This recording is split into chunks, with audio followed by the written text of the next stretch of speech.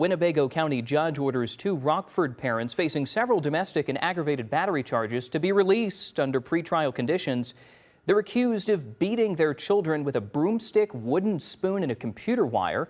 46-year-old Sango Bayamani and 41-year-old Zumani Yohali appeared in court Thursday. Documents say a 12-year-old girl called police Wednesday claiming her mother hit her with a stick and her father beat her older sister. The state's attorney's office asked for the pair to be held in jail, but that was denied.